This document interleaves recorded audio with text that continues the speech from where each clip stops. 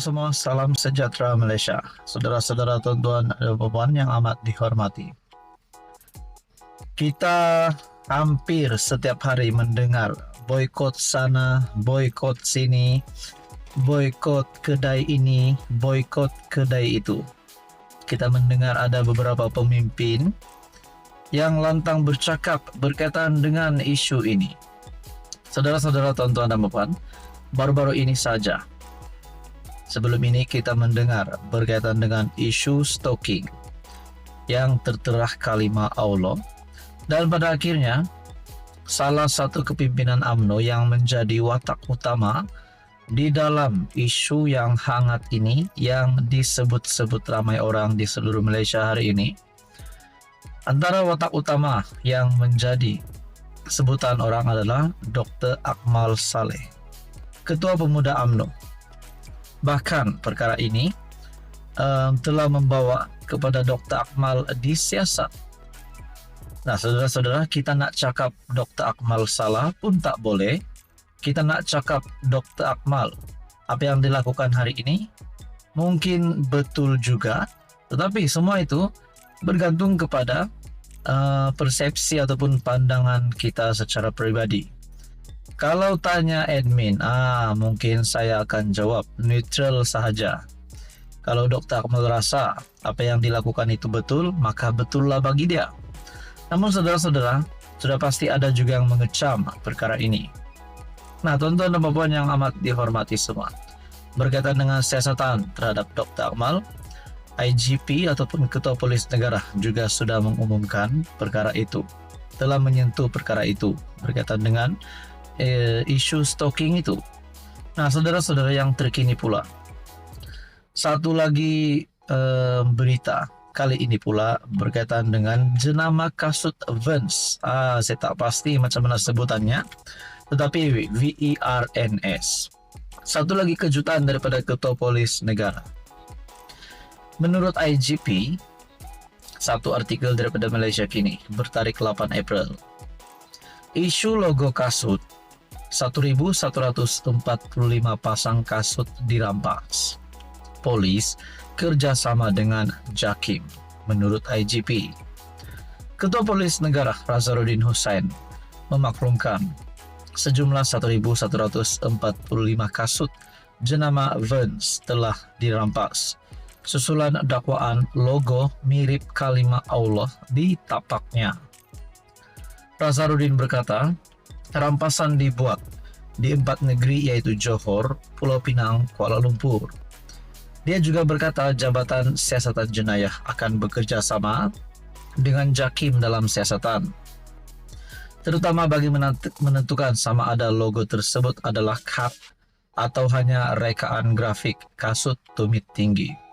Maafkan saya saudara-saudara, saya tidak fasih berkaitan dengan sebutan ini, yaitu KHAT. Anda boleh komen bagaimana sebutan KHAT ini. Pihak polis telah merampas 1.145 pasang kasut, namun tidak tangkapan dibuat.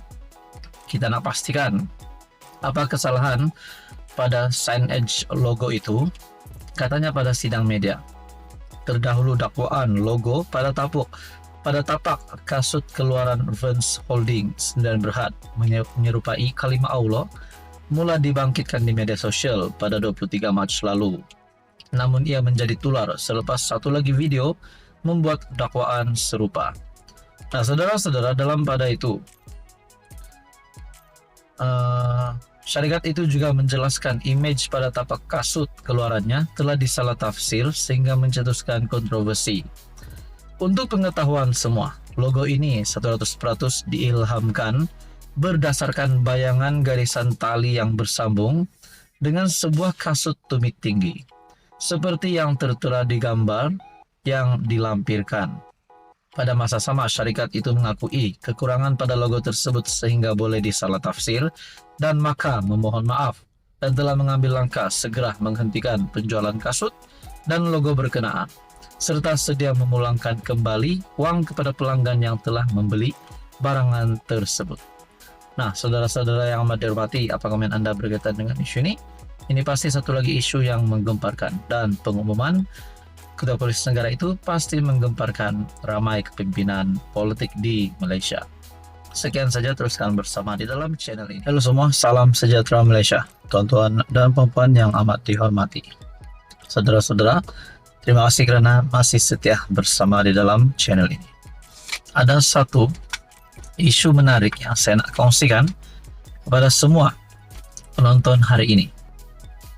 Sebelum ini kita pernah mendengar terdapat menteri. Sebelum ini kita pernah mendengar terdapat menteri yang mengeluarkan kenyataan berkaitan dengan kalau harga ayam mahal, dicadangkan pula rakyat untuk makan ikan atau daging. Kita pernah mendengar menteri bercakap berkaitan dengan ini. Sudah pasti rakyat Malaysia yang mungkin sedang dalam masalah ekonomi yang tertekan berkaitan dengan kos sara hidup dan sebagainya, memerlukan pengumuman daripada kerajaan yang pengumuman positif yang akan menggembirakan, menyedapkan telinga rakyat. Nah, saudara-saudara, satu perkongsian daripada Syabuddin Husin. Ini pula bukan menteri tetapi speaker. Tuan Speaker, janganlah bangga nak menjadi Hassan Malik nombor 2. Dulu ketika era BN, ada seorang menteri bernama Hassan Malik menerima kutukan yang agak lama. Berikutannya, cadangannya agar rakyat berhenti makan ayam ketika harga makanan itu mahal di pasaran. Sebaliknya, beliau meminta rakyat agar menukar kepada makan ikan atau daging. Idea Hassan Malik itu mendapat kecaman yang teruk kerana apa yang rakyat mahukan ialah agar kerajaan ketika itu, khususnya melalui Kementerian Perdagangan Dalam Negeri, Koperasi dan Kepenggunaan yang diterajuinya, melakukan sesuatu untuk menangani kenaikan harga ayam yang tinggi di pasaran. Lagipun mencadangkan rakyat makan ikan dan ayam lebih tidak munasabah kerana harganya jauh lebih mahal daripada harga ayam. Lalu Hassan Malik pada waktu itu digelar sebagai Menteri Cap Ayam. Kini episod yang hampir sama berulang kembali. Cuma kali ini bukan dilakukan oleh menteri tetapi oleh Speaker Parlimen. Speaker berkenaan, Johari Abdul, mencadangkan rakyat agar menggantikan nasi dengan sumber karbohidrat lain seperti ubi kayu bagi mengatasi masalah kekurangan bekalan beras putih tempatan di pasaran. Beliau berkata ubi kayu dilihat mampu menjadi alternatif terbaik sebagai sumber karbohidrat disebabkan khasiatnya yang lebih tinggi berbanding beras. Kalau beras menjadi isu, apa tujuan kita makan beras? Untuk dapatkan karbohidrat. Saya rasa ada alternatif lain sementara kita nak selesaikan isu beras, iaitu makan ubi kayu, katanya. Adoy, kenapalah cadangan sebegini boleh dilontarkan? Dulu datuk nenek dan mak ayah kita dulu dah puas makan ubi kayu ketika zaman Jepun. Kenapa sekarang nak diajak rakyat berundur ke belakang semula? Soal Syabuddin. Kalau dicadangkan makan kentang dengan daging wagyu, kemudian kerajaan pula beri diskaun rahmah pada harganya, sedaplah juga telinga mendengar. Ini yang nak suruh rakyat makan ubi kayu. Ada berapa luas ladang ubi kayu di negara kita? Kalau ubi kayu sekadar ada ditanam di keliling rumah dan tepi-tepi bendang, tak usahlah nak dicadangkan ia sebagai ganti beras. Munasabahlah sikit kalaupun ia sebagai Speaker Parlimen. Namun Johari ingin juga nak memberi cadangan dalam masalah yang dihadapi kerajaan. Janganlah bagi cadangan yang tak masuk akal.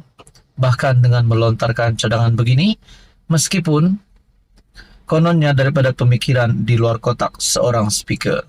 Ia sebenarnya lebih menyerlakan ketidakmampuan kerajaan menangani kekurangan bekalan beras di pasaran. Nah, saudara-saudara, menurut Syabuddin Husin, Tuan Speaker yang dihormati, janganlah bangga nak jadi Hasan Malik nombor 2 di era kerajaan Madani ini. Mencadangkan agar rakyat makan ubi kayu bukan saja tidak munasabah, bahkan terlihat pelik. Sama pelik ketika Hasan Malik mencadangkan makan ikan atau daging sebagai ganti ayam sebelum ini. Adakah ini akan menurunkan prestasi speaker? Adakah beliau mungkin boleh dipecat selepas ini, selepas mengeluarkan kenyataan ini? Itu menjadi persoalannya. Nah, saudara-saudara, apa komen Anda berkaitan dengan isu ini? Sekian saja, teruskan bersama di dalam channel ini.